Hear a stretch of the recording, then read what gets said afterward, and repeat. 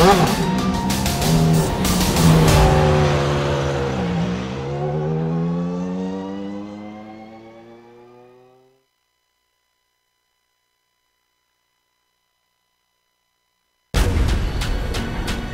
is the original esport racing game.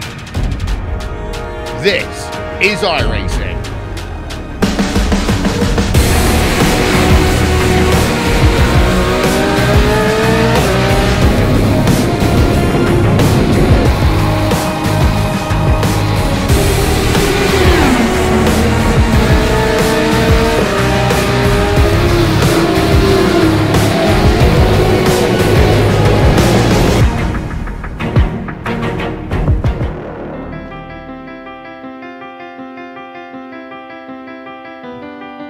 Formula One has only ever raced at Donington Park once, back in 1993 when Ayrton Senna mastered the wet conditions. It's always dry in iRacing, even in England, but that doesn't mean we can't see another masterful drive today. But which driver will it be coming out on top?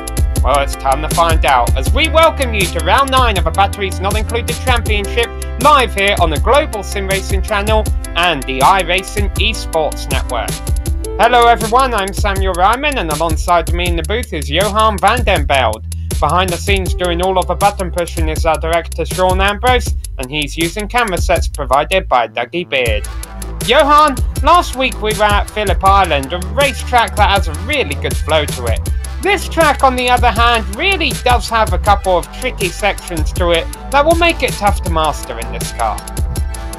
Absolutely. Today we visit Donington Park, the heart of British motorsport.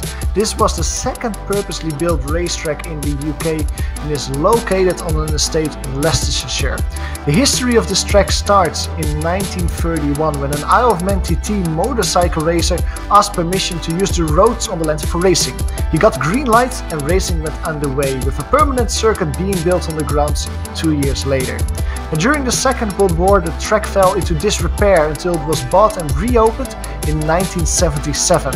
The layout nowadays is slightly modified from what it was before the war, but names like Redgate, McLean's, Coppice, Starkey Strait can still be found around the track. And if I personally had to describe Donington Park, I would probably go for blind crests and sweeping bends. The drivers today will use downforce on their 2009 Williams Formula 1 cars to the max, as they will have to beat a combination of fast corners and quick elevation changes. The best overtaking spots around this 4.0 kilometer track are in the final 2 hairpins or going into Redgate. But don't be surprised to see an overtake here or there in the infield, when drivers surely will make a mistake at some point during the race. And to see how this track looks like from the driver's point of view, let's hop on board the GSRC FW31 for a lap around Donington.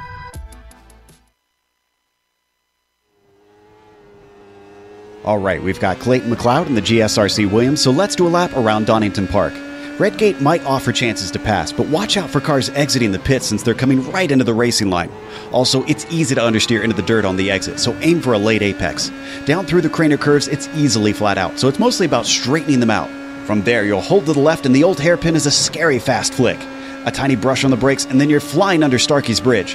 The track takes you on an arc towards McLean's, where it's got an annoying blind crest combined with a decreasing radius.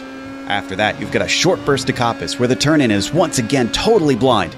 Drivers will have to bleed onto the throttle as the corner opens up, and then you're on Starkey Straight. The way down to the Fogarty S's can present some chances to overtake, but be wary about accruing a cut course penalty in the chicane. It can be relatively common for anyone towing the limit, and anybody who's slow off of there might be under attack on their way into the Melbourne hairpin. But the tight nature of this turn means wheel spin can happen very easily if you apply the power too heavily. That takes us to the final corner of Goddard's and its off-camber entry. Expect drivers to really square off the exit for the best run possible onto the pit straight. But hopefully you've now finished a lap around Donington Park.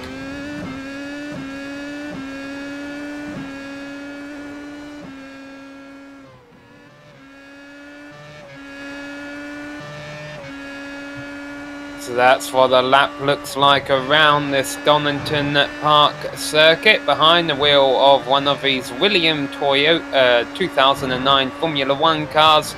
We got a great open wheel road course race coming up for you today, but be sure to subscribe to the iRacing Esports Network if you'd like to see more kinds of racing, dirt racing, oval racing, stock car racing. Plenty of that coming up with the Daytona 500 just around the corner. If you haven't subscribed to these guys already, be sure to do that, because there is lots of fun racing always here on the iRacing Esports Network. But again, that's not what we're up against today. We've got a classic Formula 1 race on this Donington Park circuit. Johan, let's take a quick look at our race details. Yeah, well, as you all know, this is round 9 of our 12-round BNI Championship. To start, there are 4 watermarks behind that first sentence. Well, those mean that there are 4 drop weeks. In other words, the 4 worst results of each driver will be removed from the championship contention. That actually plays a huge factor in the championship standing so far and going forward to the rest of the season, with people like Mark Usher being still in contention for the title. In Donington, however, the race length will be 50 laps. The setups for the drivers are open, but they will use a limited fuel tank. 67% of fuel they can take on board, which means that they have to make 1 stop to finish the race here in England. There is an incident cap. Admins will keep an eye on it, make sure that no one abuses it, and the points will be determined by official iRacing points. Now, the strength of field here today, Sam, is incredibly high, 2,700. So that means that not only the leader, the winner here today at Donington will get an incredible amount of points. It also means that the amount of points gapped between each position is quite big today as well. Yeah, it's quite big because there's only 10 cars today. So if you finish 10th, you're getting next to nothing points. If you finish first, you're getting a bunch of points. As you mentioned, each position will be worth a bunch in between. Right, qualifying has started. Let's take a look at some of our top names in the championship standings with just 4 rounds left to go. Only 3 rounds left to go after today. There you see all 4 teardrops at the top of the screen are accounted for. So this is what the points look like once you take the drop weeks into account. And because of how well he has performed at the handful of races that he's actually been at, Mark Usher is now leading the points by quite a handy margin over Thomas Ziegler. Usher has been able to get up there through domination. Ziegler has played the other card. He's done consistency. He's always a name up front, but never a name at the very front. I don't think he's taken a win at all, and batteries not included. Scott Newton, he's kind of in between. As some races he walks away with a win, some races he settles for a podium. He's right down there, 3rd in the points now.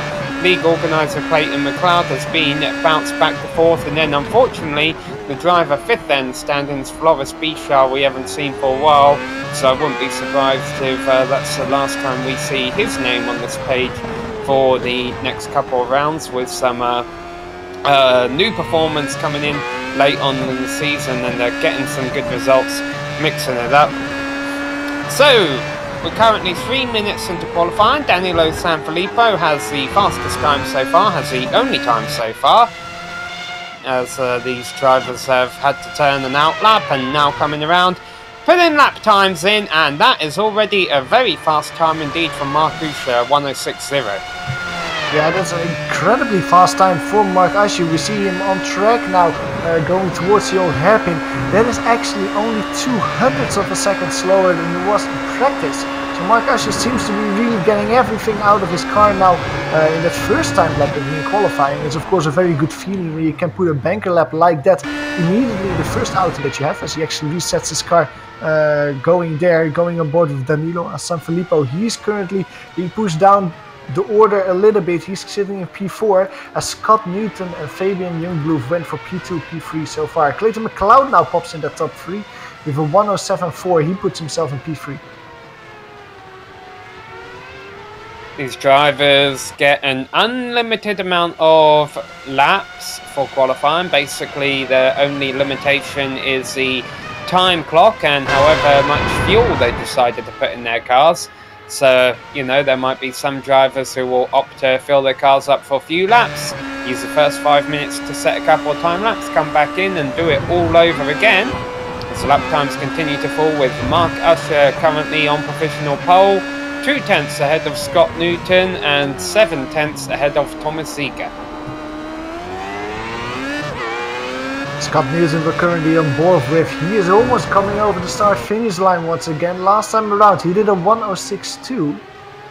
Let's see where the ship ends up. Oh, very loose there out of the last corner. That will surely have cost him 1 or 2 tenths. That actually might have cost him a really good time because he was 7 thousandths of a second quicker than his quickest lap time until that point. That could have been a lot quicker if he didn't have a mistake. Thomas Seeger and Bobby now. Clayton McLeod just gained 4 tenths of a second with a second lap. Thomas Seeger gains 3 tenths of a second with a second lap. Both drivers don't gain any positions but just sharpening their qualifying times.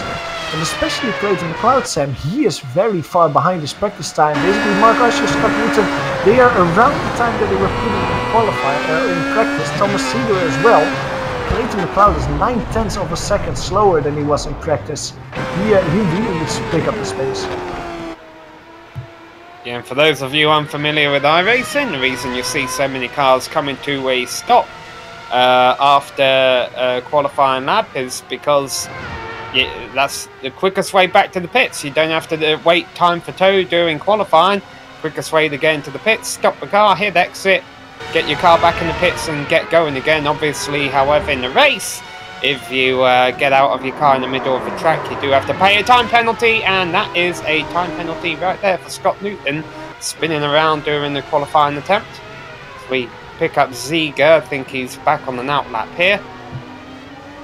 Yeah, Thomas Seeger passing that spinning car off Scott Newton. Let's also keeping half an eye on what Scott Newton does if he actually comes in to get some new tires, because those tires will have heat up with that spin. If he actually continues to go out. Thomas Seeger just starting his new lap. Marco Sanfilippo, that's a driver we haven't talked about. He's currently sitting in P5. Now looking at the practice time earlier, I was thinking Marco, he's probably up for a best of the rest position, the way he's sitting behind Usher, McLeod, Newton and Seeger. However, he's not that far behind McLeod as it stands. He's only 5 tenths of a second behind him. And it seems like he is a little bit quicker in qualifying than he was in practice, 2 tenths of a second. He's coming through the last few hairpins now. Few mistakes that he was making in the final section of the track. Very difficult section, of course, as you have to swing through the chicane to really difficult, heartbreaking hairpins. He comes over start-finish line, 1:07.4. That makes him around 10th of a second quicker. So he's closing down the gap between him and Clayton McLeod as he goes wide there through Redgate. That's that lap ruined for Marco. Yeah, there's 2 Sanfilippos in the series. Danilo Sanfilippo is the other one coming through the final turn right now. As a matter of fact, we're going to check timing and scoring, see if he's able to improve his lap time. No, that didn't count. So, Ziege across the line. He stays 3rd. And we're running out of time in qualifying here right now as we pick up Alan Morgan, sitting all the way back in 8th. Reed Miller, by the way, has yet to turn a time. And as I say that, he clicks one off, and now all 10 cars in the session have turned the time. Reed Miller currently 6th.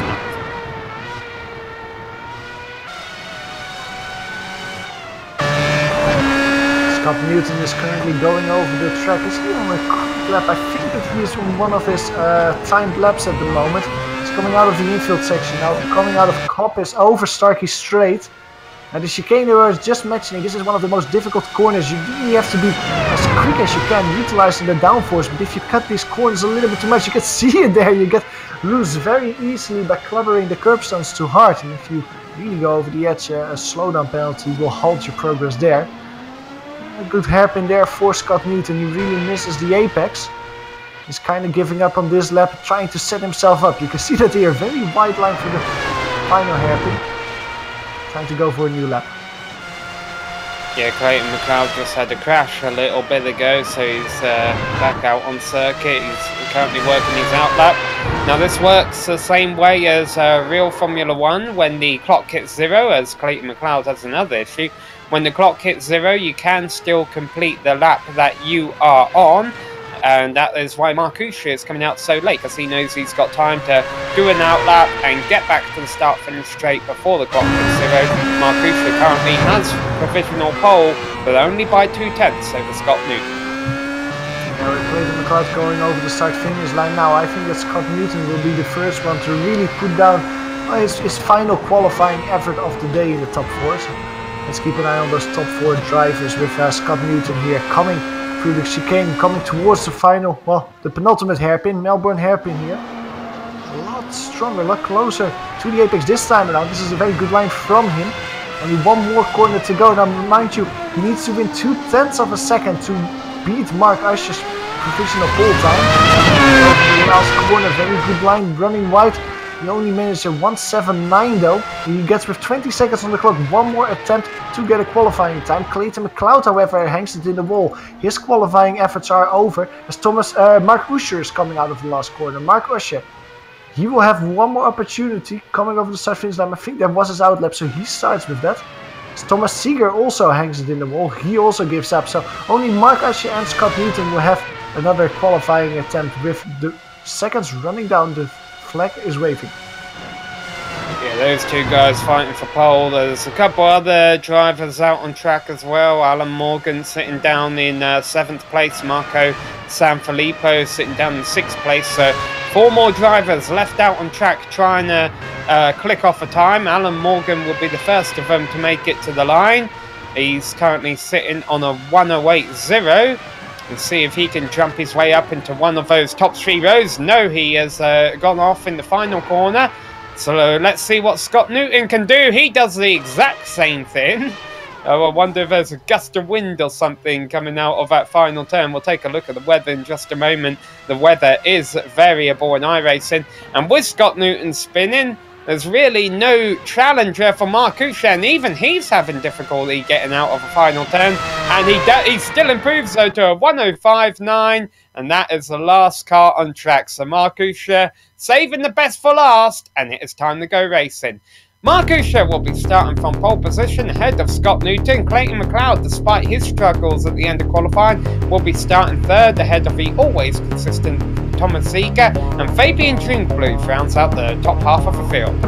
Marco Sanfilippo shares row 3 with Fabian Jungblue. Behind them in row 4 it's Alan Morgan and the other Sanfilippo, Danilo A. Sanfilippo. He qualifies in P8.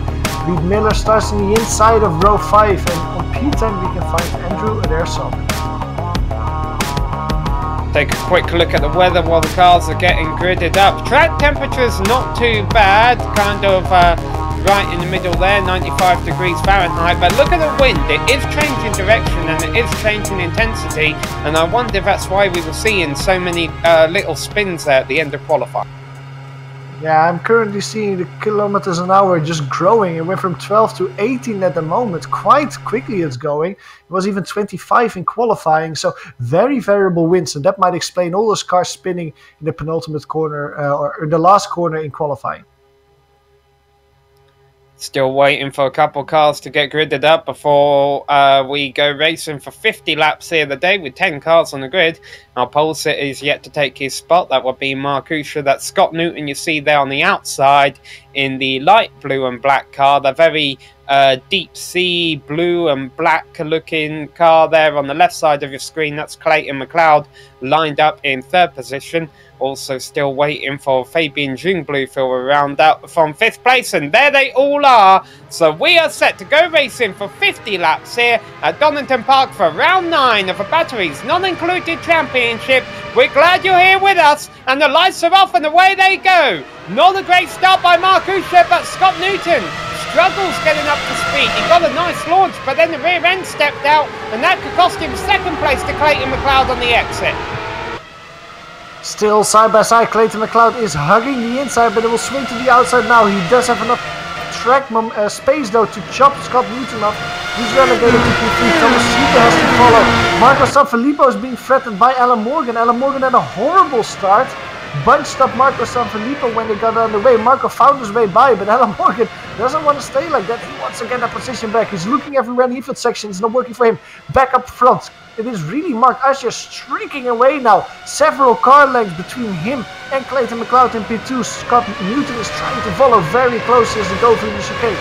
Thomas Seeger also at the same time saying he cannot follow the top 3 for now.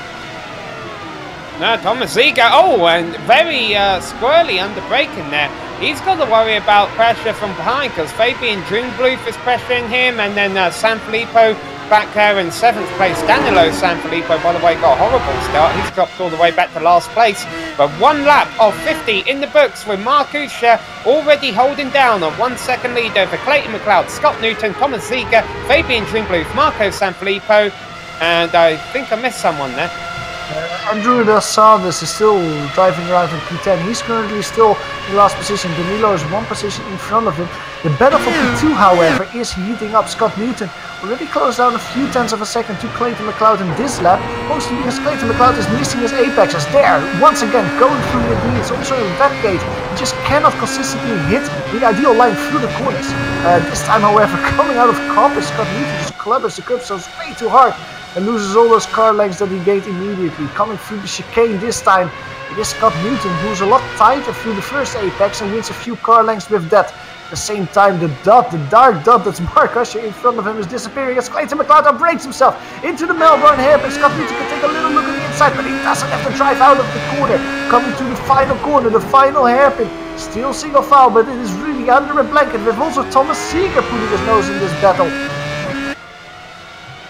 Yeah, Clayton McLeod looked like he was going off into no man's land, and obviously that cost him time to Marcusha. He's about 2 seconds back of our race leader now, and Scott Newton will be seeing that gap grow ahead, and now back in 7th place. Things getting close between Alan Morgan and Reed Miller. Haven't really gave Reed Miller much of a shout out yet, but he's up 1 spot from where he started, 9th to 8th. This battle really turned upside down with Danilo probably quicker than Reed Miller, and Alan Morgan cannot really find the pace yet that he had in qualifying, although he's streaking a little bit from Reed Miller in the infield section. His drivers are bunching up a little bit. However, the battle for P2 is still heating up with Scott Newton right on the tail of Clayton McLeod. Only 2 car lengths between the two as they go through the chicane. Scott Newton loses a little bit through there. He cannot go as quick as last time with the error push in front of him. Once again, Clayton McLeod misses the apex in the final in Melbourne hairpin. Helps Scott Newton just close the gap a little bit, set himself up for a move here, maybe out of the final hairpin. Once again, Clayton McLeod cannot find the apex, and now over the start-finish straight, week off straight, it is Scott Newton with a good run, but it's just too short here to try and lurch up on the inside of Redgate. Yeah, these are the 2009, the 2009 Formula 1 cars, so no DRS, no curves, they have to pass the hard way, but there is a lot of aero wash on the cars. It's very hard to drive behind the rear wing of the car in front, and that's obviously not helping Scott Newton's cause right now. He only lost 2nd place off the grid because he must have gone up a gear or gave the car a bit more welly going down the front straight, and the rear end kind of kicked out, had to back out of it a little bit, and Clayton McLeod didn't need asking twice. So Clayton has 2nd place, but Scott Newton very much wants it back. And now they're coming up into these 2 hairpins again, where Clayton McLeod has definitely been overdriving them in the opening laps. Once again, he leaves the inside line open on the exit there, but Newton just can't get the power down, and Clayton McLeod will continue to hold on to 2nd for now. But once again, way off a racing line, and around goes Newton. That's not going to help. Yeah, just what we saw him doing qualifying as well. Too much power on the exit of the final corner. He moves it around. He tries a 3-point turn to get his car in the way. That will really hurt him. Look at all the cars go by. There's Danilo Sanfilippo going by him. So Scott Newton all the way to P9. Yeah, the field still tightly packed together after the opening 4 laps here. We're not very far into the race. The lap time only taking a minute around this track.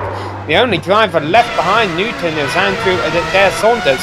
So it seems Clayton McLeod has been taking a wider line through these hairpins, but that kind of helps with that a little bit. He doesn't have the wheel turned as much on the exit of the corner, and whereas we saw Scott Newton was trying to pinch it a bit more, take a tighter turn through those hairpins, and it looked like that was working out well, but it also meant he would have had a lot of wheel in the car on exit, and when he just slid it up, it wasn't going straight.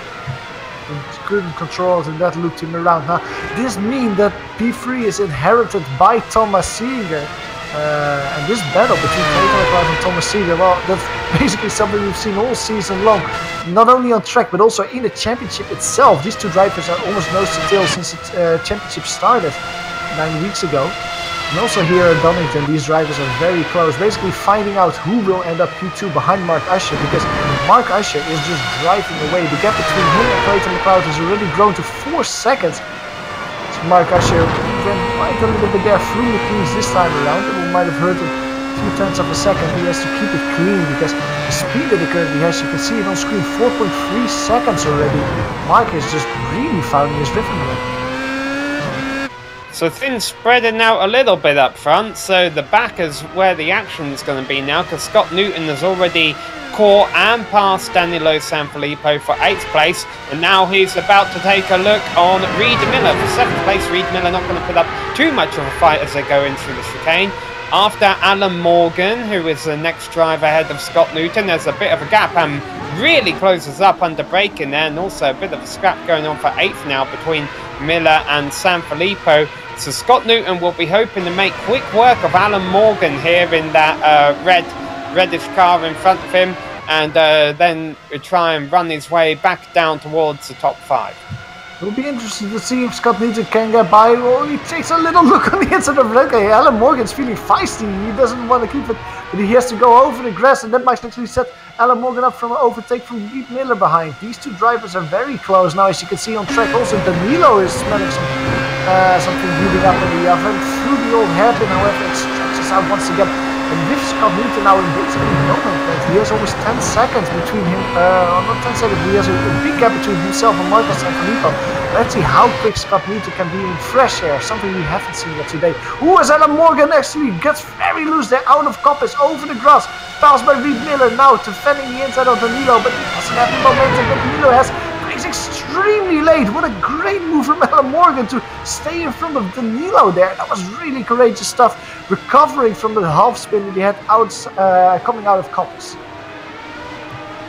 Yeah, the problem for Reid Miller is that's the second off he's had in 1 lap, and sorry, not for Reid Miller, for Alan Morgan.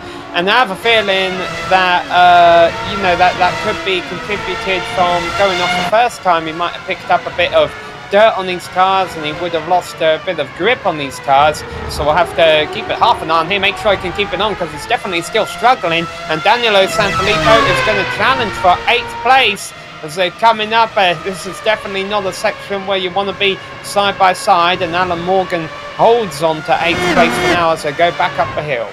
And look at the gap between Alan Morgan and Reid Miller. Reid Miller has just disappeared from the horizon because these two are fighting so much. Danilo looks quick though, I would say, Sam. He looks a little bit quicker than Alan Morgan. However, coming through Coppice there, Danilo didn't have a good run. Maybe this is the breathing room that Alan needed to consolidate. Ooh, clean out his tires, I wanted to say, but under braking here in the chicane, he loops it around. That will not clean his tires, they will warm up quite a bit. Let's see, their Sanders is quite away as well, so he doesn't have to fear losing P9, but that is position loss from Alan Morgan as we go to a replay of that spin. Yeah, it could have very much been dirty tyres contributing to this. Maybe, you know, the tyres didn't have enough sticky on them to brake as well as they normally would, and unfortunately for Morgan, that it didn't pay well, let's put it that way. Meanwhile, as we come back to live action, things are still quite close for 2nd place with Clayton McLeod and Thomas Ziegler, two of our strongest championship contenders. Unfortunately for them, they're both losing out on points and time right now to race leader Mark Usher. And Clayton McLeod, knock on wood, has done a good job in the past few rounds of holding off challengers from behind. He hasn't succumbed to the pressure. He's been able to defend these positions well in these past couple of weeks. Absolutely, and well, if you want to defend a position, be glad you're driving at Donington, because passing here is extremely difficult. You mentioned before that these 2009 Formula 1 Williams cars do not have an energy recovery system, do not have curves or something like that, but they do have a lot of aero in the car. So aero push, aero wake is something that really hurts these cars. When you try to follow someone closely through the infield to set yourself up for an overtake over starting straight or over the start-finish straight, you just feel that aero push so much that following someone closely is extremely difficult. You can see Thomas Ziegler actually getting a little bit of aero push there going through the cleans. Loses immediately 2 free car lengths again here through Coppice. That just helps Clayton McLeod to really defend that P2 position, and even by driving defensive lines, but by just being there.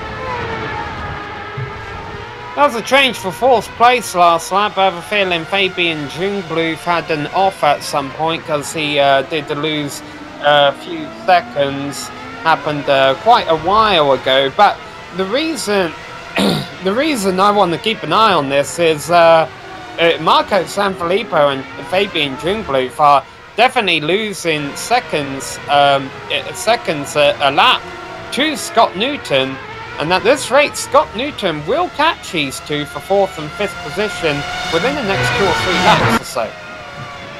Absolutely, going over the finish line, Scott Newton last time around a 107.5, the pair in front, a 108.6 and a 108.2, so yeah, almost a second per lap Scott Newton is gaining on them. There's only 3 seconds between Scott and Fabian, so like you say, 3 laps from now Scott will be knocking on Fabian's door. See if we can't get a replay of exactly what happened to Fabian Jungbluth that cost him 4th place to Marco Sanfilippo. There you see he was very wide coming out of a turn, looked like a single car error, and yielded the position. Yeah, it wasn't Koppes that he made a mistake, just going wide and going back on track. Luckily for Fabian he didn't spin, so he didn't lose too much time, but it gave Marco all the speed that he needed to finish that pass on Starkey straight. And immediately Fabian Jungbluth cannot follow the Italian in front of him. He's just streaking away while Fabian more and more has to look behind him, because Scott Newton go on board with him at the moment. He sees that red dot in front of him grow bigger and bigger. Andrew Adair Saunders is in the pits. This is definitely too early to be scheduled. I think he had an off on the opening lap of a race, and he'd been struggling ever since, was running down in 10th place. So unfortunately we might already be down to 9 cars. Although I say that, we're already 10 laps through this race. These laps click off in a hurry when they're going around them in just a minute's time. Marco Sanfilippo almost spins, almost loses control there, coming out of McLean's. And that puts Scott Newton behind him. Marco already lost the position to Fabian Jungbluth earlier in the lap. Scott Newton gets by him though, as we see on screen. Marco doesn't put up a lot of a fight. He lets him by, so there's 2 positions lost for Marco in 1 lap. And Scott Newton is looking to try and gain 2 positions just as quickly, because now he's worked his way by Sanfilippo. Jungbluth is only a couple seconds up the road. Newton has been consistently a second or 2 a lap quicker than Jungbluth, and I'm sure Newton would love to get back up into 4th place and maybe even start running Thomas Ziegler down for podium position again. We just saw on screen Marco Sanfilippo with that little half spin. Basically the same thing happened last time in turn 1. That's where he lost a lot of momentum, and Fabian Jungbluth actually could pass him before the old hairpin. The corner that's coming up now for Marco Sanfilippo was a great overtaking to do it there. Marco Sanfilippo, however, struggling several times in that lap with just 2 hot tires, I would almost say, Sam. Looping around a few times, currently driving around in P6. Scott Newton, we currently see him on track going through the chicane. He's closing down the gap between him and Fabian Jungbluth quite quickly. Now, Scott Newton is doing 107.8. The top 2, however, Clayton McLeod and Thomas Ziegler, they're doing around 108 as well. So Scott Newton is chewing down the deficit to them as well, but it's not so much as closing down quickly, it's more skimming down the gap, little bit by little bit, few tenths per lap. But he is coming, he is putting the pressure on the drivers in P2 and P3 as well. Mark Asher, in the meantime, he is consistently being low 107s, 107.3 last time around. He even managed to 106 early in the race. So it seems like Mark Asher is just feeling very comfortable here in Donington. And on top of the screen, you can already see that the gap between him and Clayton McLeod has grown to over 10 seconds. Yeah, I mean, it hasn't obviously happened all at once. We're about 14 laps into the race. He's got 10-second lead, so he's been pulling out less than a second a lap. It's just gradually Yusha has been consistent. He hasn't really made any mistakes, so he's running away with it. Well, we've got a good battle going on for second of McLeod and Ziegler, and a good battle going on for fourth of Jungbluth and Newton. And the pit window will start opening up in the next 5 laps or so as Usha resets the fastest lap of the race. However, it's common in this series, especially in kind of quiet races like this, to expect a lot of the drivers to go deep into the run, providing they filled up their car with enough fuel. Yeah, absolutely. You see that most drivers actually try to go long with the fuel tank. Put a lot of fuel in at the start of the race.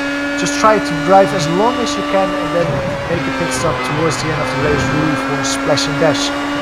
Scott Newton, however, is putting the pressure on Fabian Ringwood in the infield section, getting very close there for start this bridge. Through McLean's as well, only 2 car lengths. He will through the aero push there, going over the hill and to a fast corner. The German in front of him is really ruining the tires of Scott Newton. Now, you would almost say that maybe making an earlier pit stop in the case for Scott Newton might be a good idea to try and pass people like Fabian Newby. However, I think that the speed difference is so much the advantage of Scott Newton that he doesn't need to make an early pit stop and try to make this pass strategy-wise. He can probably do it on track, going through Melbourne hairpin here towards Goddard's. He needs to really close up, win a lot of track position and they're braking to try and set himself up for a move through Redgate, going through Goddard's here. This is where he spun last time around. He keeps it clean. The gap between him and Fabian Youngblood is just a little bit too big to try and move into turn 1. Yeah, Fabian Youngblood definitely responding to the pressure. He put down a pretty solid lap that time around, running a 107.8.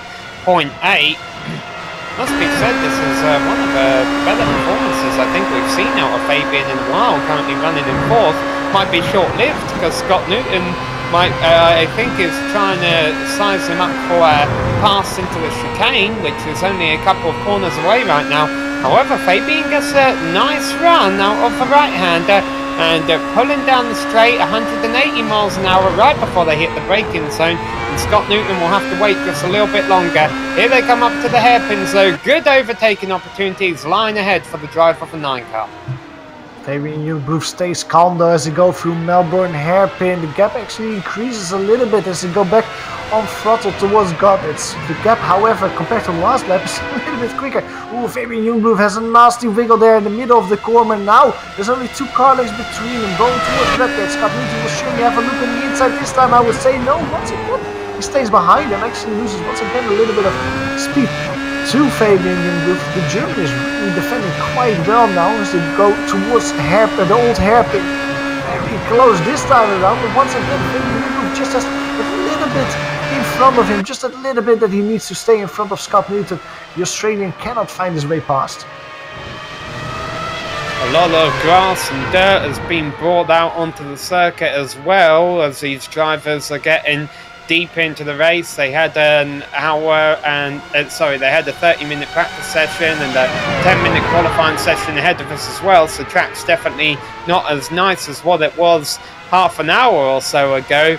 And that seems to be helping Fabian Youngblood a little bit because he's definitely able to hit these turns a little bit better than Scott Newton right now. Though it must be said, Newton is doing a whale of a job of being able to hold on so close to Youngblood with all the dirty air coming off the back of that red car. Currently sitting in 4th place as this battle continues as we start lap number 18. Yeah, we don't have to discredit Fabian Youngblood. The German is just driving very good. Well at this moment as he actually has a slightly worse run through Redgate. Scott Newton taking a little look on the inside of the old hairpin. Cannot make a mistake there. Fabian Youngblood is a very experienced driver. We of course know him here from BMI. We've seen him in Carroll GT in the Absolute Beginners League as well. So several series he was driving around. You can just see that the experience is really helping the German to stay in front of Scott Newton for now. As they go back into the sunlight, half of the circuit is covered into a cloudy section. Now other half of the circuit very sunny. You can actually see that the wind has died down a little bit as well. Only 12 kilometers an hour. It was almost 20 kilometers an hour early in the race. Scott Newton making a mistake there going through the chicane. He immediately loses several car lengths to Fabian Youngblood. Never feel nice for Youngblood. He now has the space to take a deep breath and prepare himself for where Scott Newton closes the gap again and will try another move for that P4 position. Yeah, a bit of the battle for second has broke up a little bit, but a bit of a scare for our race leader about half a minute ago. Mark Usha came up to put Alan Morgan a lap down, Alan Morgan had spun and was kind of parked right on the racing line. Mark Usher actually had to take to the grass to get around him and not join Andrew Adair Saunders as retirement. And that is an update. Saunders has officially retired from the race now. See if we can't get a replay of what Usher had to do here. Here he had. There's a red car out of Redgate. And fortunately, he found the green stuff and was able to continue.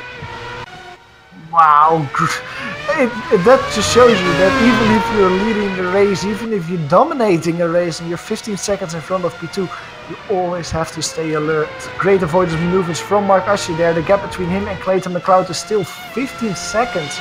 As Clayton McLeod seems to be chased down a little bit by Thomas Seeger. Last time around it was 0.8 of a second that Thomas Seeger won.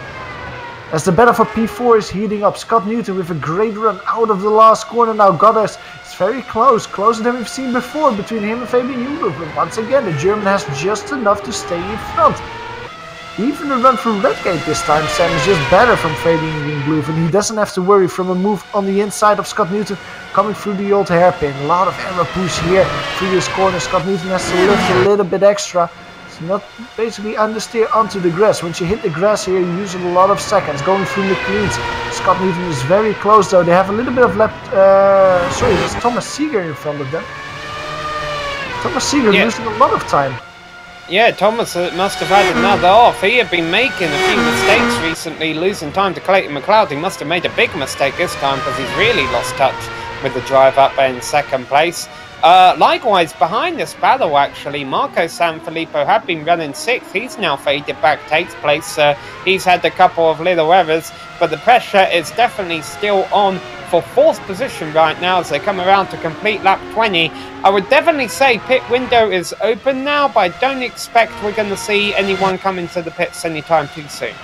Yeah, with 4 laps from the halfway mark, pit window is surely open now, but like you said, people will not go in yet. Both Fabian Jungluff and Scott Newton running wide there through Redgate. That will help Thomas Seeger once again to just slightly get these two drivers. But Thomas Seeger had some problems going into McLean's last time around. He braked with half a wheel on the grass, lost the position, but Fabian Jungluff actually gets past here through Starker's Bridge. I think that's a slowdown penalty because the way that he lost speed almost, that's incredible in the infield section. What happened there?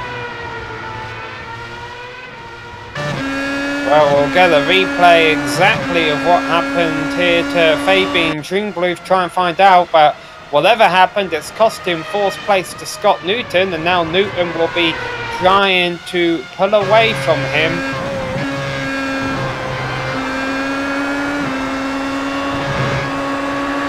Yeah, it's definitely a weird place to be off the pace. Does look like a bit of a slowdown penalty there. He definitely wasn't giving up a spot because he would have done that a long time ago if that had been in his intentions.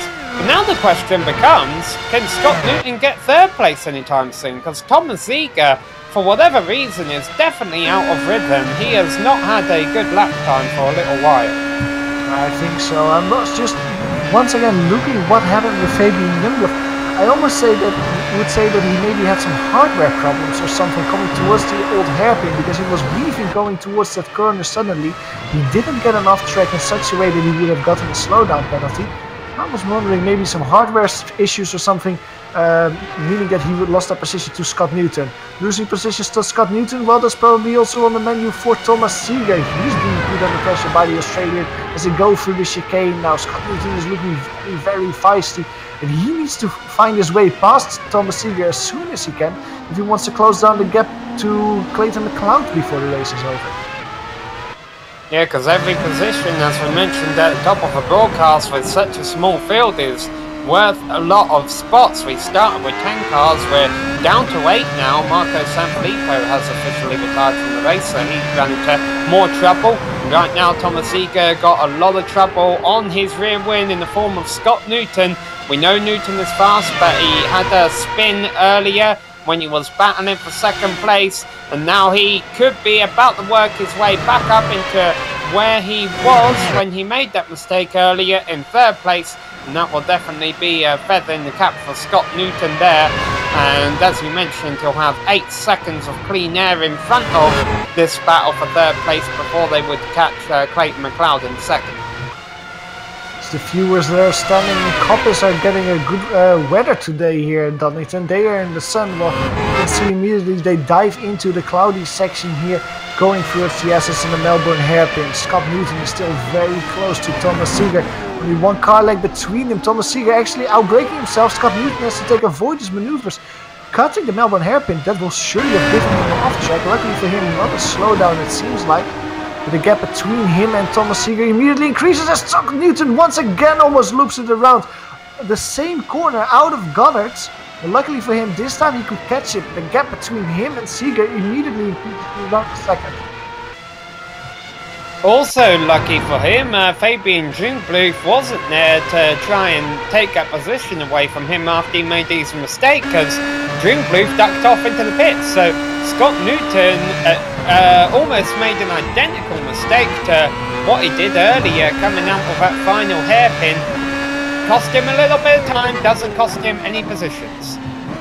We can see here on board with Scott Newton what happens. You see Thomas Seeger outbraking himself. Scott Newton just not choosing the best option in his mind. That's going over the grass there. Now stay with him, as you can see him getting extremely loose out of Goddard's here. The last corner just drifting around. That's not the quickest way in the Formula 1 car. Fabian Jungbluth seeing that and immediately going to the pits. Now, looking where Fabian Jungbluth is at the moment, he's driving behind Rick Miller. And looking at that, I would almost say that Fabian Jungbluth maybe should have stayed out for a few more laps. So with his pit stop, he would have come out before Rick Miller. Now he has to pass Miller once he catches up to him. That will lose him a little bit of time. In the meantime, the battle between Thomas Seeger and Scott Newton is still there. Scott Newton immediately closed down the gap to Thomas Seeger. Not immediately closed down the gap, it's still around a second between the two. Thomas Seeger knows that, well, as long as Scott Newton stays behind him, he will see that car in his rearview mirror. Danilo Sanfilippo also came in and served his scheduled pit stops. Jungbluth and Danilo Sanfilippo have checked that off. Boy, Thomas Seeger very slow through the corner, and Scott Newton is just going to fly on by. They're side by side now, but Seeger not putting up much of a fight. Almost wonder if we're going to see Thomas Seeger come in soon. I don't know. He's not happy about something, it seems, and maybe it is the tyres. We can maybe go on a replay of that overtake on board with Thomas Seeger, because in the middle of the corner, in the middle of Coppice, it seemed like he just made a mistake. I suddenly saw smoke coming away from his tires, so I think that he lost control of his car, had to correct, and then lost all the momentum that allowed Scott Newton to get by. You can see here on board with him as he goes through already happened there. You can see now Scott Newton just swerving by on the outside. Nothing you can do once you lose the momentum though, and actually a good choice from Thomas Seeger to let Scott Newton just go by. Of course he loses that position. Scott Newton will now try to close down the gap to Clayton McLeod. The gap between these two drivers is 7.9 seconds, and with 24 laps to go, I think that Scott Newton has enough time to close it down. It's actually slowing down quite quickly, 7.5 seconds now. Scott Newton is really putting down the hammer, and Clayton McLeod will of course hear from his team that the gap for P3 is slinking quite rapidly. Yeah, it would have been interesting to see what Scott Newton could have done today without any mistakes. I mean, his race started with a mistake. Rear end of his car stepped out on the run down to corner 1, and Mark Usher is in the pits for his scheduled stop. Now he's away, and Scott Newton is coming in for his stop. As we speak, the Clayton McLeod currently leads this race, but obviously yet to pit. Yeah, Mark Usher comes out in P2 just in front of Thomas Seeger. Scott Newton is standing still with his pit. Actually a strange moment that Mark Usher went in. I would have actually expected for him to stay out longer, so he wouldn't come out behind anyone else. Now he has to overtake Clayton McLeod if he doesn't make an early pit stop. Scott Newton is coming out now. Let's see where the rest of the field is. Rick Miller is screaming over start finish, but he is quite a way behind Scott Newton. So Scott is in no man's land at the moment. Well, Thomas Seeger is just closing down the gap between him and Mark Usher, and this might actually hurt Mark Usher as well, because if Mark cannot get his tires heated up and if that heavy fuel tank is hurting him, Thomas Seeger actually might try to prod here and there and try to overtake him. Seeger getting very loose once again. Sorry to break in there, Sam, but twice Thomas Seeger almost losing it in the chicane and in the Melbourne hairpin. He gets it back into gear for Goddard. So we go to a replay of that because look at Thomas Seeger. He's not feeling very nice. First of all, here in the chicane, he just slightly outbrakes himself. This is the first apex. Then he's trying to follow Mark Usher through the Melbourne hairpin. And they're braking, almost losing it. Has to counter steer there. Loses a little bit of time. And we go back to live and you can see that the gap between him and Mark Usher is, well, it's not going down like I maybe predicted. It's actually growing. So Mark Usher will just try to consolidate. He knows that he's driving P2 and well, all the people in front of him, which is Clayton McLeod, still have to come in for the pit. So. Yeah, Reid Miller now into the pits, and he was one of 3 cars yet to pit. So with Miller pitting, that means Ziegler and McLeod, the only ones left to make a stop. The only 2 who really seem to have fueled their car up deep today. It seems a lot of these drivers weren't comfortable with racing with a heavy fuel load. I almost wonder if Marcus and maybe even Scott Newton, Johan, put in a light amount of fuel at the start of a race because they knew how critical the race into turn 1 would be. Let's not forget, Newton almost had his car up alongside Usher for the lead heading into the first turn before he had that bad shift or whatever happened that caused the rear end of his car to wiggle a bit, and that ended up costing him 2nd place. And unfortunately for Newton, his race has been quite downhill since then. Absolutely, and that could have been a really good strategy call from these drivers. Just fueled up not as heavy as we see normally in this championship, but put in a little amount of fuel to try and get a good start. Thomas Seeger is just refueled his car. He's coming out of the pits through Redgate now. He's currently driving in P4 behind Scott Newton still. He didn't manage to overtake him back with the pit stops. He's 2.8 seconds behind him, 7 seconds in front of Fabian Moonbrook. The gap between Scott Newton and Thomas Seeger is currently the closest one we have on track. It's currently growing to 3 seconds with Thomas trying to warm up his tires as soon as he can. The field is stretching out a little bit in lap 29. With Clayton McLeod being the last driver that has to get coming for his pit stop. Clayton McLeod still running some good lap times out there, even on those older tyres, so he's not losing time to Scott Newton at all. Because Scott Newton at this rate is going to finish around 3rd place, which doesn't sound too bad considering he started 2nd. But I don't know how disappointed he's going to be with that, considering it seems he had the pace to not only fight and finish 2nd place today, but maybe even threaten Mark Usher for the win. I think he will be disappointed anyway, because we know where Mark Usher is in the championship. He is, with drop weeks considered, leading the championship. So every race that Mark Usher can just, well, take away is another win in this season. Well, that's bad news for all his competitors, no matter what happens. There's 3 races left to go after this race is over. We go off to Indianapolis, road course there, the old road course there next week. Then the penultimate round of the season will be held at the Circuit de la Sarthe, the Le Mans circuit over in France. Definitely a bit of a bigger track than this. And then, as is tradition in iRacing Formula 1 series, because everyone loves it so much, the series finishes at the Circuit de Spa-Francorchamps in Belgium. Clayton McLeod, as you can see, making his pit stop. He's coming out now. Now let's see where his rivals are. Scott Newton is coming around the last corner now. So around 1 start finish straight between P2 and P3 as it stands.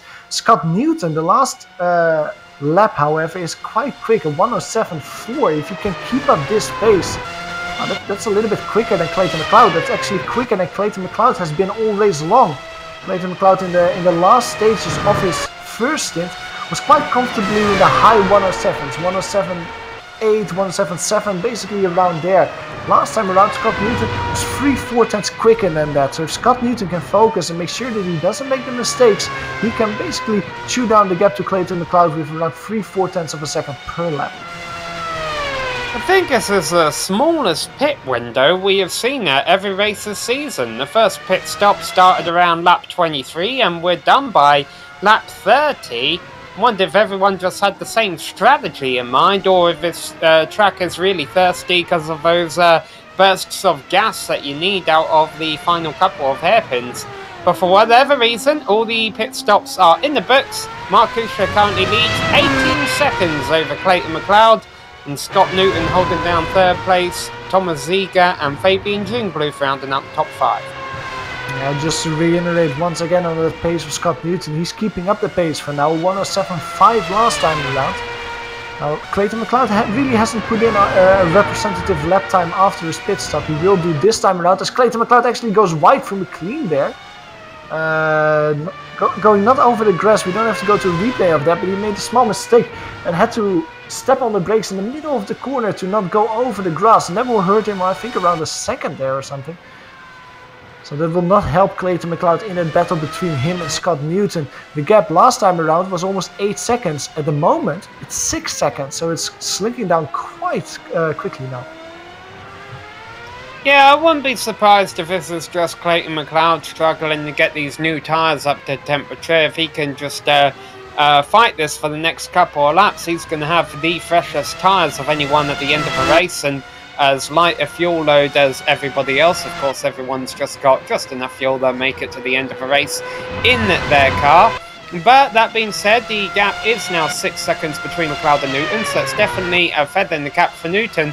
But let's not forget that if Newton is able to run McLeod down, it's not going to be the first time this race. This is what we saw happening at the start of a race with Newton on McLeod's gearbox. He couldn't find a way by, and the battle ended when Newton made a mistake and went for a spin.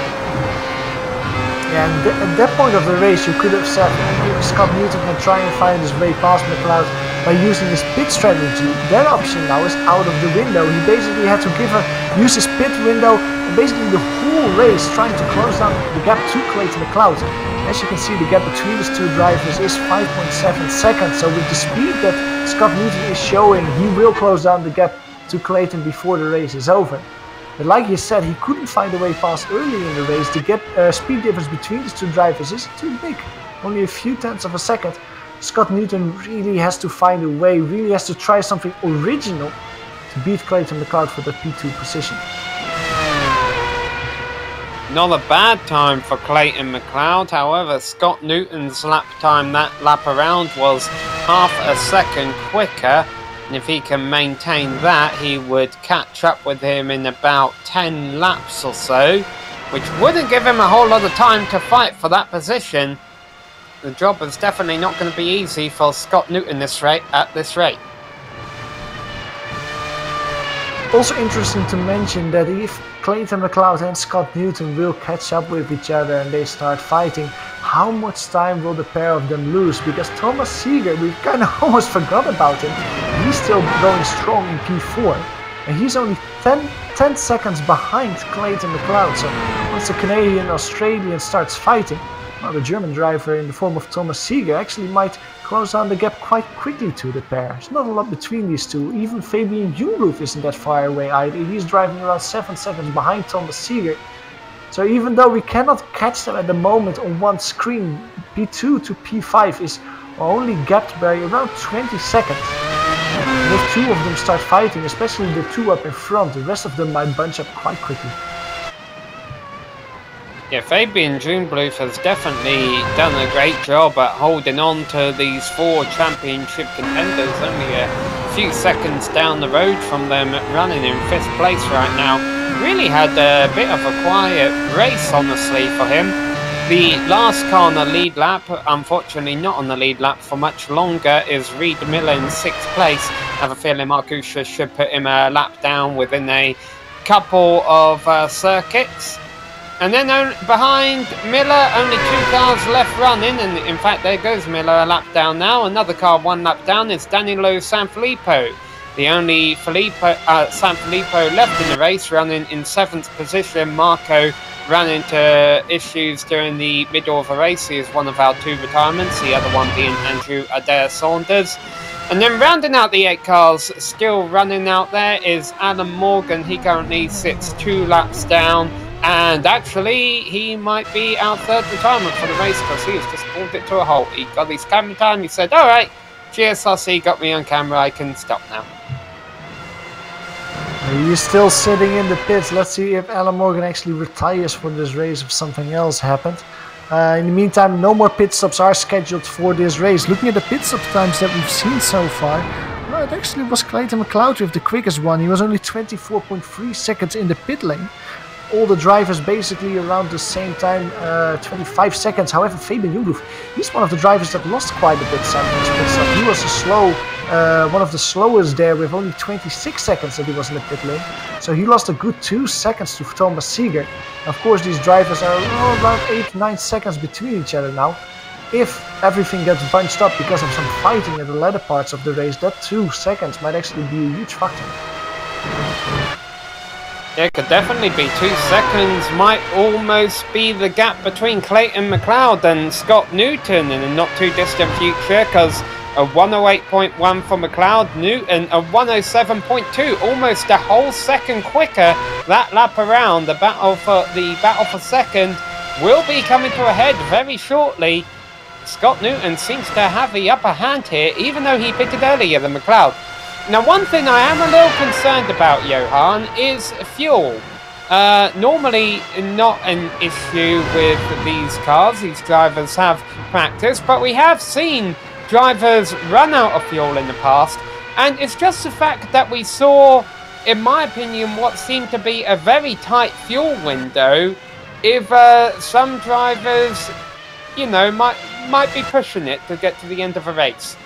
Exactly, and it will really throw a wrench in the mix if drivers now find out that they have to fuel save. So that will be something to keep an eye on. Now, another thing to keep an eye on is the weather. The weather basically went from partly cloudy to, well, very nice and sunny. The track temperature is up to 36 degrees, but most importantly, the wind speed has increased. It was 22 kilometers an hour last time that I looked. You can see the wind speed, the whole temperature weather standings on top of the screen, but there's a lot of wind coming from the east of the track. Now, what does that mean? East of the track, that means that you have the wind in your back going over the start-finish straight and over Starkey straight. And we've seen Scott Newton spin twice, both of the times out of the last corner, basically the point where suddenly the wind starts coming into your back. So with the wind speeds increasing, Scott Newton might actually have more problems, just like he had early in the race, to just control his car there, control the amount of wheel spin, and it might be easier for him to actually loop it around there once again. Yeah, Scott Newton hasn't really had any difficulties when he's been running on his own. It's been when he's been involved in battles that he's made a couple of errors today. Of course, that could all be forgiven if he's able to get second position from Clayton McLeod here. And let's just take this out of the question now. He will catch Clayton McLeod. That almost seems inevitable. He is running him down so quickly. The question is going to be, can he do anything about passing Clayton McLeod? And it's going to be hard to say yes, because A, it's a very tricky circuit to make a pass here, and B, Clayton McLeod has done a whale of a job, like I was saying, not only today, but also the last couple of rounds, at being able to defend challenges from behind. Just a quick update on Fabian Jungluff. Last time around he lost around 6 seconds by a small mistake that he had. It doesn't cost him any position. He's still around 20-30 seconds in front of Reed Miller. Just the gap between him and Thomas Seeger has increased slightly. However, the battle that we're all waiting for to happen, I should say, is this one between Clayton McLeod and Scott Newton as they go through Melbourne hairpin. The gap between these two drivers has really slung down at the moment. It's only 1.1 second. I think as they go over start finish, it will be for the first time in 30 odd laps that it's actually under 1 second. Scott Newton coming out of the last corner now, and he actually will probably feel a little bit of draft in his car, slightly higher top speed as he's approaching lap game. 11 laps left to go for these drivers, 10 to go when they cross the line and complete lap 40 of 50 here today at round 9 of the Batteries Not Included Championship here at Donington Park in England. Mark Usher has been dominating from the get-go. Scott Newton almost had something for him in the first turn, but then the rear end of his car stepped out while they were still on the straight, getting up to speed, and that cost him second place to Clayton McLeod. Newton tried to get it back in the early stages. He made that mistake we keep referencing. Coming out the hairpin, he spun, he went all the way down to 9th place, has methodically worked his way back up into 3rd. He's pretty much now exactly where he was earlier, and now he'll try again to get second place. Now, what we saw in the early stages of the event in these hairpins was that Clayton McLeod, whether intentional or not, would take a much wider line through these hairpins. It opened the door for Scott Newton on entry, but where it mattered on the exit of a turn, McLeod was able to get the power down a lot easier and make it hard for Newton to get by. Are we going to start seeing that again, where McLeod takes a couple wider lines, you know, plays it a bit more defensively? And if so, how is Scott Newton going to be able to respond? Earlier, he couldn't do anything with it. Let's see if he can this time. Coming through McLeod's and Coppins this time around. I have to say that the gap between these two drivers, I thought it would slink quite quickly as Scott Newton got closer and closer, but basically because of the error boost that we mentioned before as well, the gap stays around 1 second. And that previous corner, that chicane, that's really the strong point of Scott Newton. He wins several car lengths and immediately can close up there in Melbourne hairpin. Not close enough, however, to put it side by side. We're on board with Scott Newton as we go through Goddard's now. No different driving lines. It's Clayton McLeod actually who's a little bit tighter this time around. Clayton and Scott Newton. That actually helps them in the exit. At the same time, there's some lap traffic in front of them in the form of Danilo A. Sanfilippo. He might actually play a factor as well. So I imagine they will catch up with him as they go through the chicane. At this point of the track, this is where it's really hard to follow, especially in this corner. It's really fun to drive this one when you're all alone, but when you're following a car in front, it's extremely difficult, the old hairpin. You have a lot of error push here as well. Through McLeod, you need a good run here. You can see that Scott Newton tries an early apex there just to minimize the effect of the aero wake. Here through Coppins, it's actually Clayton McLeod in front, making a small mistake running wide. That will help Scott Newton just catch up a little bit quicker as they go through the chicane. Here Scott Newton is very quick. You can see under braking, he brings down the gap to around 1 car length. He will now have the opportunity to take a look on the inside. He takes a look on the inside. Under braking, it is Clayton McLeod, extremely strong, but he slightly misses the apex. Has to go a little bit wide. Scott Newton cannot profit that. He took a look on the inside, couldn't stay there. Through Goddard's, the gap has increased slightly once again.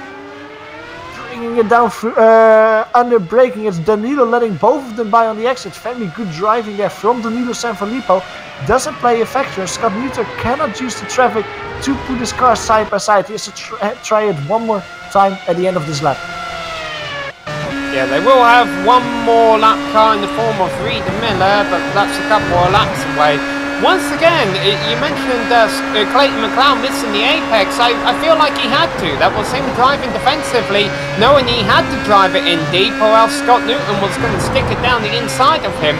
So Clayton McLeod definitely driving responsively and quite well, honestly, being able to defend Scott Newton off. But is he going to be able to keep this up for another 7.5 laps? Here they come once again through the chicane. McLeod in front, Newton behind. This time, Newton doesn't get a good run out of the chicane. McLeod can drive a little more his racing line through the first hairpin, but he doesn't get through well. Scott Newton looking left and right, trying to find a way by into the final corner.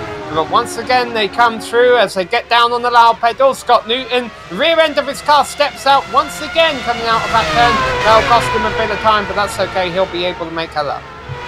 Yeah, that's twice in just a few corners that Scott Newton had a lot of oversteer coming out of a corner. Also in the chicane, you could see it happen. Just under braking, his car was just sliding into the corner, throwing it in a way that we didn't see Scott Newton do earlier in the race. But coming out of Goddard's, that really was evident, and he immediately lost quite a bit of time. And also track position to Clayton McLeod. But man, chapeau to Clayton McLeod. He's really staying as cool as can be under this immense pressure of Scott Newton, one of the best drivers in BNI. Little wiggle there for Scott Newton. Another mistake that we see the Australian making. Once again, he loses a little bit of time. Luckily for him, doesn't loop it around, so he can continue. Gap increases to slightly over 1 second. And he still has 6 laps to go. 6 laps more to try close down that 1 second gap and put his car side by side for P2. Fabian Jungblue has now gone the lap down, so just 4 cars left in this race. Such has been the pace of Mark Usher today. And boy, a few rounds ago, Johan, we would have been talking about how big of a points day this would be in the championship for Clayton McLeod. We keep talking about the amount of points each position is worth, and Clayton McLeod finishing 2 positions ahead of Thomas Ziege if things stay the way they are, which granted they might not. However, it's not a great points day for Clayton McLeod. Even though he is getting a handful of points over Thomas Ziege, the new threat for the championship is this guy, our race leader, Mark Usher, and he's going to extend his points lead coming out of today's race. Absolutely, but the only silver lining for Clayton McLeod that he has is that he knows that Mark Usher has missed 4 races already. He had 4 drop weeks and they will all be used on the missed races of Mark Usher. If Mark Usher, with the 3 races that are remaining, even once has a small mistake, that will heavily impact him in his championship aspirations. While Clayton McLeod, he does have the drop weeks to spare. He can make a mistake and actually use that bad result to, well, basically offset that bad result and basically still be in contention for it. Well, Mark Usher cannot permit himself a mistake like that. Clayton McLeod, however, I think you're right, he won't be happy with P2, but I think that he will be moderately okay with P2, to phrase it like that. Before that, he has to stay in front of Scott Newton as they go through Starkey's Bridge this time around. Through McLean's, the gap is slightly bigger than we saw it a few laps ago. Scott Newton struggling there with the aero boost, going very wide through McLean's. Could miss the grass, but you can see it here immediately on the exit. Just not able to put it as to keep it as close to Clayton McLeod's gearbox as he was a few laps ago. This is where he needs to make the difference. Coming through the chicane, coming through the braking zone of the Melbourne hairpin. Now traffic might play a factor. Reed Miller and also Fabian Jungbloed are not that far in front of this pair. Especially Fabian Jungbloed, one of the quicker drivers, he might play a factor in the last lap as they go through Goddard's now. The gap is closing in the advantage of Scott Newton, but it's not close enough to try and move into Redgate. Less than 4 laps left to go now that they've crossed the line. That means only 4 more attempts for each of the good passing opportunities that Scott Newton is going to hit.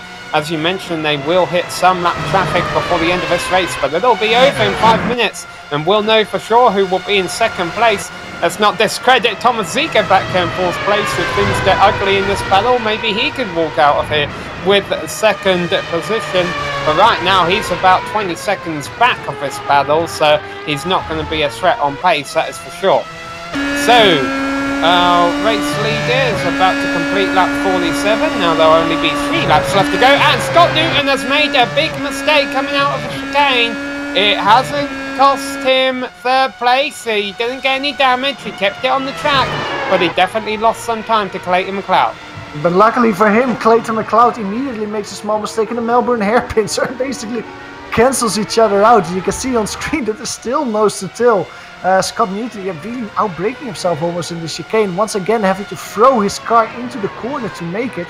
This time around it lost him a lot. Oh, you can see there Clayton McLeod making a big mistake through Redgate, actually losing a few tenths of a second. As we go to a replay of the incident, I think this is...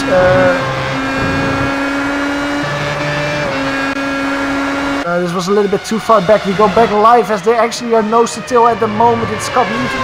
Close one car length as he goes through the crease. He has to lift a little bit to not run into the rear of the Canadian. This time through Collins. They are very close.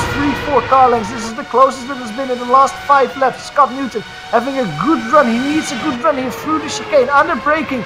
Seems very tidy to me. He's very, very tight. And only 2-3 car lengths between the two. Can he take a look on the inside of Melbourne hairpin? He opts not to. We have some lap traffic in front of them. That's the lap car of Reed Miller. He will stay there and actually give a little bit of draft to Clayton McLeod. Clayton McLeod will stay there in front through Connors as well. No oversteer need here if you want to try and move through Redgate. Reed Miller actually hugs the inside, getting both of them by. Scott Newton just cannot find a way past, and this was probably the closest he has been in the last 10 laps, Sam. And with 2 laps left to go, I don't think they're going to catch the lap car Fabian Jungbloed. It's going to be a straight out dogfight between these two for second place. And now they are nose to tail. Wow, what an avoidance maneuver from Scott Newton there. I don't know what happened with Clayton McLeod, but he lost a lot of time, lost some momentum. Scott Newton almost running into the back of him. Here for Cuppers once again almost running into the back of him. Scott Newton can just avoid him as they're coming out of that corner through Starkey Straight. The gap has increased a little bit because of that as they go through the chicane. Clayton McLeod missing the first apex, that will hurt him. Get down to one car length. Scott Newton has to draft, takes a look at the inside, outbraking him. He finally does it because Clayton McLeod cannot steer in on time. He gets the position. It is Scott Newton getting the position as we go for the win. It is Mark Asher.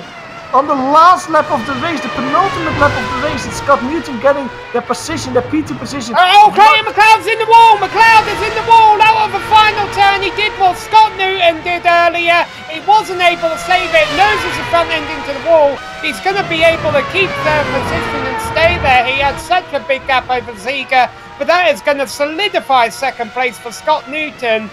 He'll finish about half a minute down the road from Usher, but Newton emerges the victor in that battle, but Mark Usher is going to emerge the victor of the day. A huge points day as he comes through the final turn and will hit the gas one more time, hopefully not do the same mistake McLeod just did, and Mark Usher is going to win here at Donington Park. Great win from Mark Usher. We barely saw him on track, but just dominating out there and really showing what you can do with a lot of plays. We go to a replay, and I think that's a replay of what happened with Clayton McLeod. Now just remember, Clayton McLeod was just passed by Scott Newton for that P2 position. Clayton McLeod trying everything that he could to get the position back. You can see them there taking a look on the inside of the corner. Has to slot back in, but as he go back on the throttle, trying to maybe try and move back into red gate just a little bit too much, like you said, Sam. Almost like what Scott Newton did early in the race, hitting the tire barrier quite hard. Doesn't hurt him that much in the end, because as we go live with Clayton McLeod, Scott Newton has already finished in P2. Clayton McLeod's actually struggling with his car, of course, it will heavily damage it. He comes home nevertheless with a podium position in P3. Yeah, and McLeod was actually very lucky. That was one of those angled walls protecting the pit entry barrier there. He was able to just hit the wall nose on, rather than had it been a flat wall, he would have hit it with the wheel, and that could have damaged his car and cost him third place. Even though Thomas Ziegler, all the way back and forth, finishes a lap down, such was the pace of Marcus today. Well, we're going to take a quick break here on the GSRC, but we'll be back with a full race rundown and driver interviews. Don't go away.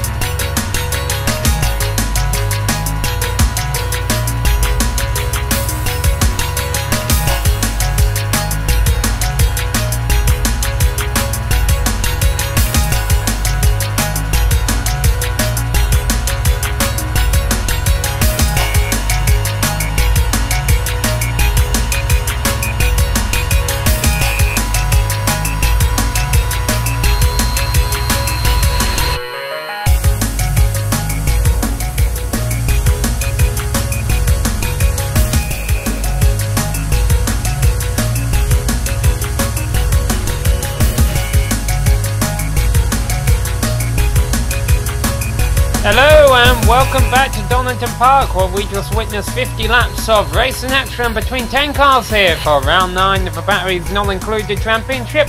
Doesn't sound like a heck of a lot of cars, and it wasn't, but there was a heck of a lot of action throughout the entire race, with drivers making mistakes, having comebacks. One driver who had none of that was Mark Usher. He absolutely dominated up front. But boys, Scott Newton passed or was passed by everybody pretty much at some point throughout the race. He ends up on the plus side of it, although in second place at the end. Clayton McLeod rounds out your podium ahead of Thomas Ziegler and Fabian Dringbluth in the top 5. Yeah, the interesting thing is that everyone in the top 5 basically finished where they started. If you want to see some movement down the grid, well, you have to look in the bottom half of the field, because Reed Miller, he's the hard charger. He started in P9. Quiet race, we haven't seen him a lot, but well, he finished strong with a P6 to show for here at Donington. Danilo Sanfilippo also gained 1 position. He comes home in P7, and then there's 3 drivers that didn't finish the race. Alan Morgan, we saw him come to a halt on the side of the track. Marco Sanfilippo lost 3 positions. He comes home in P9, only classified there. Andrew Dos Santos was a first retiree of today. He's classified for P10. Alright, well, we have just one interview right now, but it's probably the most interesting interview we could ask for. Scott Newton, a very up and down race, or rather a down and then up race. Are you satisfied with second place? Because it looks like you could have had the pace there for the win. Hey Sam, I wouldn't say pace for the win. Mark was just way too quick, to be honest, because yeah, I couldn't see his times all race. Just after the fact that I was stuck behind Clayton, and to be fair, Clayton did an awesome job defending in the first stint, and yeah, it was my own mistake that caused me to go around at the final corner early in the race, and then just had to plug my way through the traffic. Luckily, I got past Miller and was it Danny and Marco Sanfilippo. So yeah, it was lucky that I got past those guys quickly, and then stuck behind Fabian for a little bit. Luckily, I got by him with about 3 or 4 to go before the first stop, and he pitted, I think, a couple of laps before I did. So I knew that I had to put at least a few solid laps on him to be able to jump him. And yeah, thankfully I was able to do that. Once the stop was completed, I saw that Clayton was about 8 seconds in front at the time he exited the pit lane. And I knew that it was going to be a tall order with about 20 to go, knowing how quick he is and consistent he is. But I saw that I was pulling in the second lap in the first few laps after the stop, on average about 0.6. So it was certainly on the cards, and yeah, it was a good old battle. I knew that I had to send it somewhere, and I luckily got the run up into the Melbourne hairpin about, I think it was 2 to go, I think. So very, very lucky that I managed to pull it off.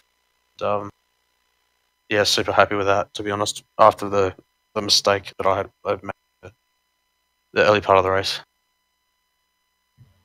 Yeah, so great comeback drive. It's great to hear that you're satisfied with a second place there. How disappointed would have you been if you couldn't have got by Clayton and had to settle for third? Well, after the spin, I wouldn't have been too dissatisfied. But considering I qualified again on the front row, I got a bit of a poor start, and knowing the 400 ping that I have, or sorry, 330 ping to US server, I knew that I didn't want to cause a turn 1 pile up, so I decided to let Clayton go and fight it out properly. And yeah, it was good that we were able to do that and provide some action for the broadcast, which was good. Was there anything you felt you did different at the end of a race when you caught Clayton the second time versus at the start of a race when you weren't able to get by him? To be honest, it was being a little bit too cautious in the start of the race. But just with the mentality I've had for racing so long with 300 or 400 ping, it's sort of ingrained in me to not Not necessarily be wary of the cars in front and how much distance I have to leave. Is especially coming out of the top of the circuit. That was the most troublesome, with the fact that the car in front was bouncing around, and it was only once it settled down onto the straight that I could actually know where the car was permanently. So it was just trying to at least stay close, but not let the car in front with the lack of downforce during the corners, just due to being in the toe. Alright, well, Scott, since you're the only driver here for interview right now, and you had such an interesting race, I'm going to ask Johan, you got anything you'd like to ask Scott? Hey Scott, congratulations. Well, I'm just wondering, like, you mentioned that you had problems with your start, like you tried to take some extra care going with your ping as well. Is that something that you want to change going forward? Are you looking back to today and thinking like, maybe I took a little bit too much care, and the next time around I'm gonna take a little bit less care and trying to really get that position? Or are you gonna approach it the same way as you did today? Bit of a difficult one, to be honest, Johan, because of the fact that with the triples that I run, it's kind of hard to judge where exactly Clayton was, with the way that iRacing changed the way that the look left-right controls were implemented. Because I know that a few seasons ago you could use a joystick, and now that it's push button, where it's either full look left or right. It's a little bit hard when you're trying to brake and turn at the same time and trying to judge where he is. So it's sort of a lot safer to give that little bit of distance, but then try not to lose more time to the cars behind. So, to be honest, I think that was probably the limit of what I would give. But then again, I don't want to go obviously too wide and then end up in the grass and then lose a boatload more. So, it's a bit of a difficult one, to be honest. Alright, well, thanks for coming to talk to us here today, Scott, and congrats on the second place finish, and thanks for putting on the great show for us today. It definitely made it interesting. Yeah, no worries. Cheers for that, guys. Have a good one. Alright, that was our second place finisher today, Scott Newton. And now, just 3 rounds remain in the Batteries Not Included Championship. We'll be back next week at Indianapolis. Before we go, we've got some people we'd like to thank, including Clayton McLeod, who is the head of this series, and of course all of the competitors here today for coming out and putting on a great race. As well, also, thank you to the iRacing Esports Network for putting on this championship for us. Be sure to subscribe to them if you haven't already. We would also like to thank all of the companies that provide the software and hardware for our broadcasts, and there you can see them all listed on your screen. Additional thanks goes out to Eric at Coleman June Lalonde to provide us with our music. See the screen for how to get a hold of more of their great work. Thanks to the team today, Sean, Johan and Dougie. If you'd like to find out more about GSRC, you can visit us at globalsimracingchannel.com. We're also on Twitter at GSR Channel. Give us a like on Facebook, and be sure to connect with us on Instagram, GSRC_gram. All of the upcoming races for our other series are listed on your screen, so check those out, mark them down in your calendar, and don't miss another second of exciting racing action. But until next time, race clean, race hard, and we'll see you on the track.